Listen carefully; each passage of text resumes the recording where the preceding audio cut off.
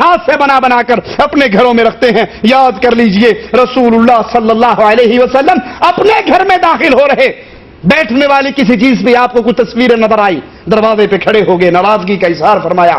عائشہ فرماتی ہیں اے اللہ کے نبی میں توبہ کرتی ہوں اللہ کے رسول کے سامنے، لیکن میرا گناہ تو بتائیے۔ آپ نے فرمایا یہ چیز جو تیرے گھر میں پڑی ہے اس پہ تصویریں بنی ہوئی ہیں۔ کہا یہ تو میں نے آپ کے بیٹھنے کے لیے منگائی ہے۔ کہا ان تصویروں کو بدل ڈالو، پھاڑ ڈالو۔ گھروں میں تصویریں، گھروں میں مجسمے، اور اب تو اللہ رحم کرے تو کرے، کہیں کرکٹ کا عشق ہے اور کہیں فلموں کا عشق ہے۔ کسی کے گھر میں آپ کو کنجریوں اور کنجروں کے پوسٹر ملیں گے، اور کسی کے گھر میں آپ کو عمران خان، وسیم اکرم، ظہیر عباس، عرفان پٹھان ان کے پوسٹر ملیں گے۔ اس نے چھکا مارا تھا، اس نے چوکا مارا تھا، اس نے بولڈ کیا تھا، اس نے یہ کیا۔ ارے ایک میچ تیرا بھی تو لگا ہوا ہے شیطان کے ساتھ، تو بولڈ ہوا یا بچ گیا؟ تو نے کیا کیا؟ اس کی کوئی فکر نہیں۔ گھر مجسموں سے بھرا ہوا، یہ میں مری گیا تھا وہاں کی تصویر ہے، یہ میری پیدائش کی تصویر ہے، یہ دادا ابو کی تصویر ہے جو گھروں کے اندر کمروں کے اندر سجی ہوئی ہے، یہ شادی کی تصویر ہے۔ اور دیوس بے غیرت اتنا ہے اپنی بیوی کی شادی کی تصویر مجلس میں لگائی، بیٹھک میں لگائی ہوئی ہے، بیوی تیری ہے دکھا لوگوں کو رہا ہے کہ ایسے سج کر میرے سامنے آئی تھی۔ غیرت نام کی چیز ہمارے ذہنوں سے ختم ہو گئی ہے، بے غیرتی ہمارے اوپر چھائی ہوئی ہے۔ گھر مجسموں سے، تصویروں سے بھرے ہوئے، اور اگر ان سے بچ جائیں تو پھر بیگم صاحبہ جب سامان منگوانے کی لسٹ بناتی ہے کم ہی لوگوں کو لسٹیں ملتی ہیں، وگرنہ تو بیگم برقع پہن کے، برقع کہاں نصیب ہوتا ہے، وہ ایک چھوٹا سا گلے میں دوپٹہ ڈال کے پرس لٹکا کے ہم آپ کے ساتھ جاتی ہیں شاپنگ کرنے کے لیے، اور شاپنگ میں سب سے پہلے اخبار جہاں خریدا جاتا ہے، فلمی ڈائجسٹ خریدا جاتا ہے، جاسوسی ڈائجسٹ جس کے صفحے اول کے اوپر بے غیرت کسی بدکار عورت کی تصویر بنی ہوتی۔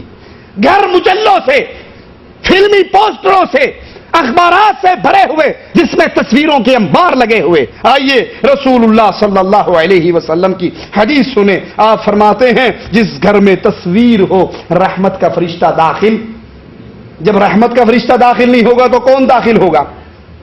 شیطان داخل ہوگا یا نہیں؟ شیطان کا اثر اس گھر پہ رہے گا یا نہیں؟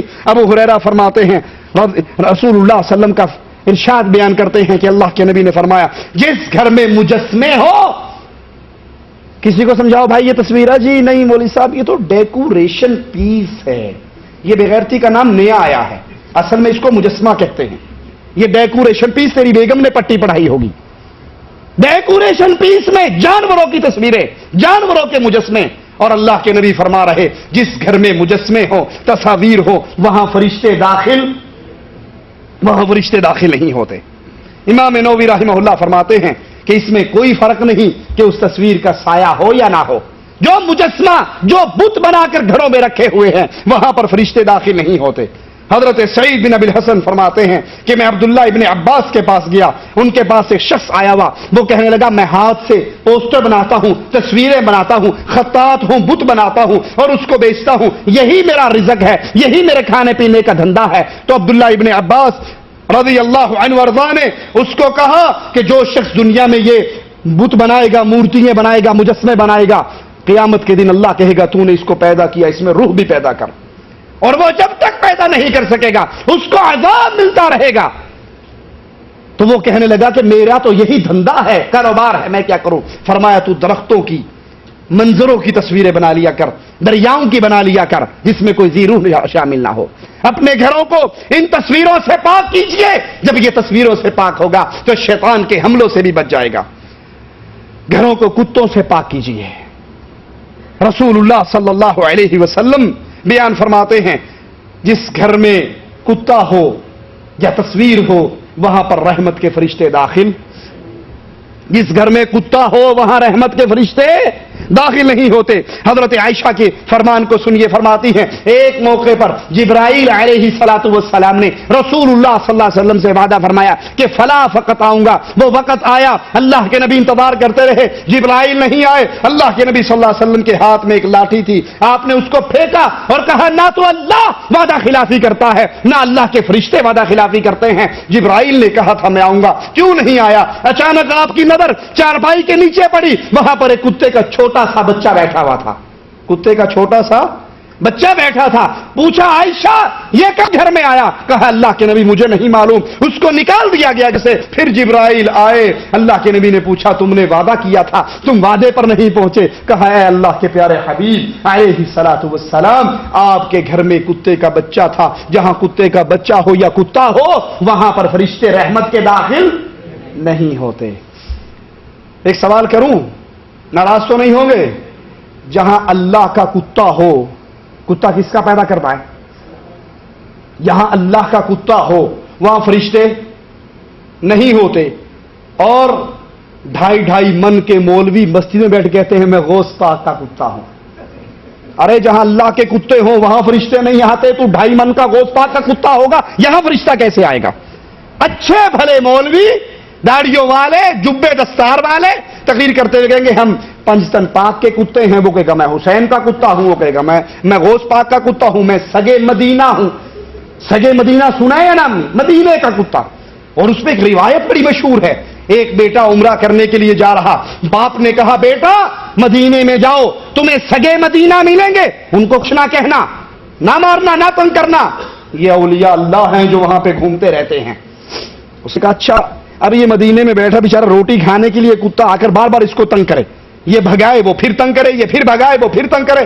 غصے میں نہیں برداشت ہوا تو ڈنڈا مارا اس کے زور سے, کتا بھاگ گیا. یہ واپس انڈیا جب پہنچا تو بابا نے کہا بیٹا میں نے نہیں کہا تھا تمہیں کہ ان کتوں کو تنگ نہیں کرنا. وہ جو سگے مدینہ ہیں, قاسم علی ننوتوی صاحب بھی اپنے آپ کو سگے مدینوں میں شمار کرنے کی دعا کرتے ہیں, طاہر القادری بھی اپنے آپ کو سگے مدینے میں شمار کرنے کی دعا کرتا ہے.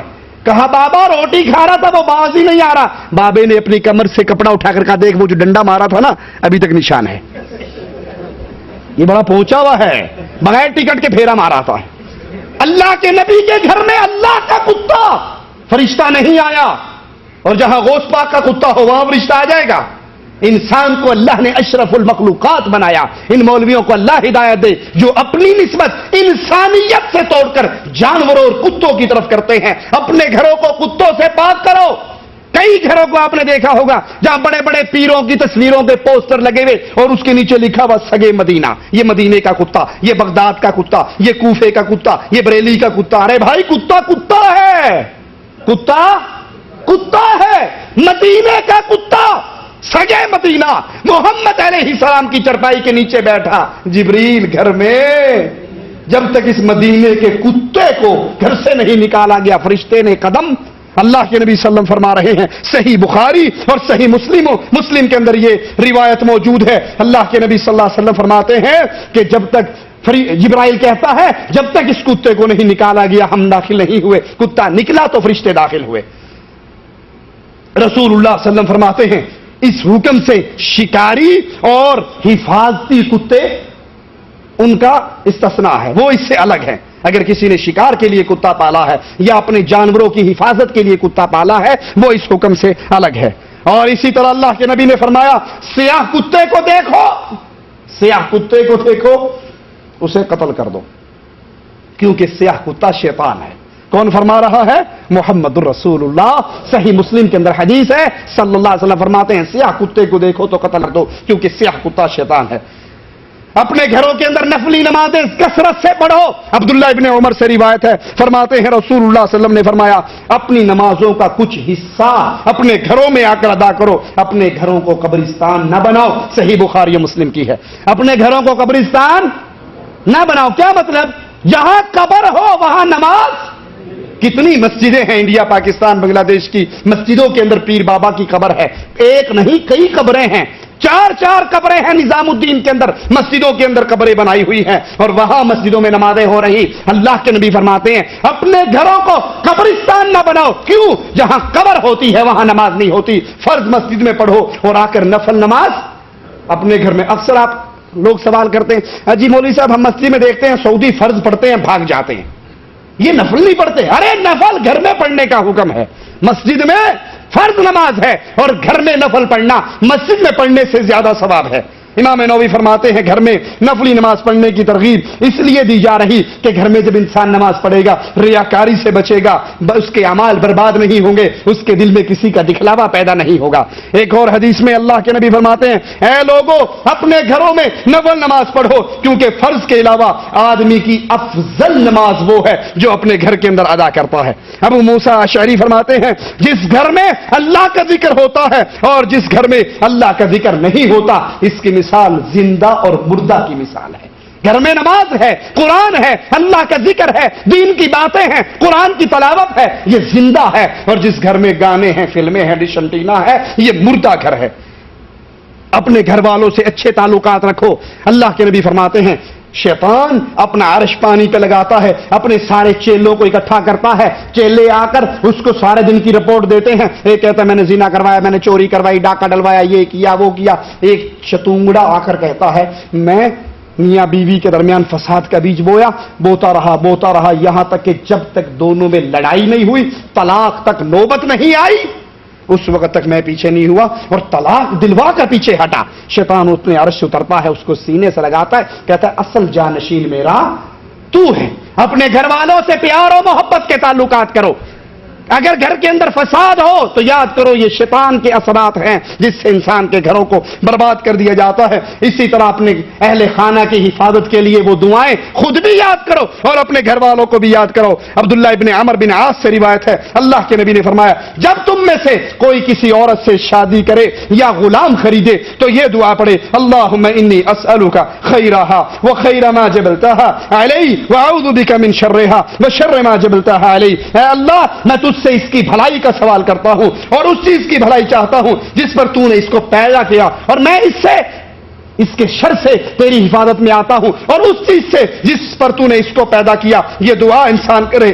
اسی طرح حدیث میں آتا ہے اپنی بیوی کی پیشانی کو پکڑ کر یا خادم کے بارے میں برکت کی دعا کرے، جانور خریدے تو اس کے بارے میں برکت کی دعا کرے، اور دلہا کو چاہیے جب وہ شادی کرے تو پہلی رات اپنی بیوی کے ساتھ آ کر 2 رکعت نماز پڑھے، نماز پڑھ کے اپنی اس زندگی کا ابتدا کرے۔ عبداللہ ابن مسعود فرماتے ہیں جب تمہاری بیوی تمہارے پاس آئے تو تم مجھ سے کہو کہ تمہارے پیچھے وہ 2 رکعت نماز پڑھے، اور پھر اللہ سے دعا کرو اللہم بارک لی فی اہلی وبارک لہم فیا اللہم اجمع بیننا ما جمعت بخیر۔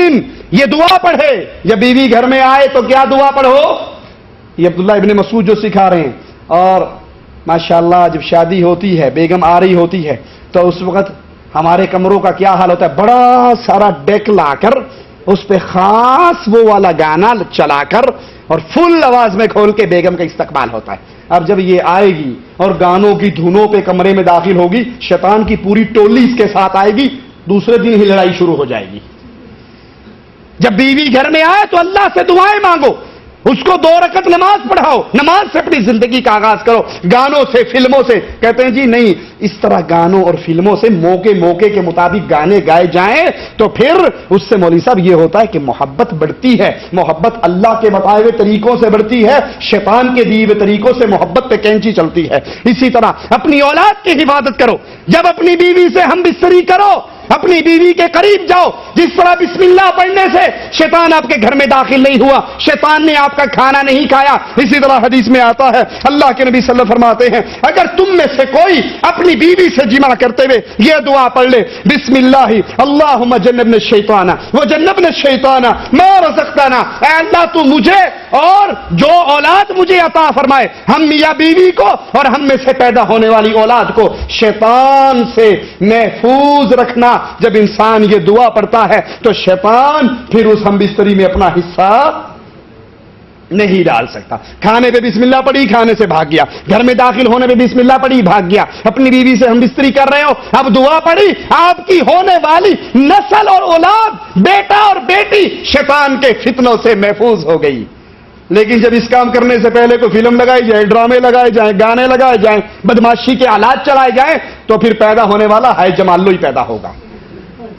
پھر وہ سلطان رائی پیدا ہوگا، وہ محمد ابن قاسم پیدا نہیں ہو سکتا، کیونکہ جس طریقے سے یہ آپ واردات کر رہے ہو، کام کر رہے ہو، اس میں محمدی طریقہ نہیں ہے، شیطان کا طریقہ ہے۔ اسی طرح اپنے بچوں پہ دم کرو، اپنے بچوں پہ دم کرو۔ محمد کریم صلی اللہ علیہ وسلم حضرت حسن اور حضرت حسین پہ دم کیا کرتے تھے، ان کو جمع کرو شام کے وقت اور ان پر یہ دعا پڑھو، اعوذکم بکلمات اللہ التامہ من کل شیطان وہامہ ومن کل عین لامہ، کہ میں تمہیں اللہ کے کلمات تامہ کے ساتھ ہر شیطان، زہریلے کیڑے اور ہر نظر بد سے میں اللہ کی پناہ میں چاہتا ہوں۔ اپنی اولاد پہ دم کرو، ان کے لیے دعائیں کرو، گھر میں داخل ہوتے وقت دعائیں کرو۔ یہ وہ طریقے ہیں جن پہ عمل کرنے کے بعد ہمارے گھر انشاءاللہ شیاطین سے، جنات سے، جادو ٹونے سے اور تمام فتنوں سے بچ جائیں گے، محفوظ ہو جائیں گے، اگر ہم محمدی طریقے پہ چلتے ہوئے اس پہ عمل کریں گے۔ اقول قولی ھذا واستغفر اللہ لی ولکم ولسائر المسلمین فاستغفروہ انہ هو الغفور الرحیم۔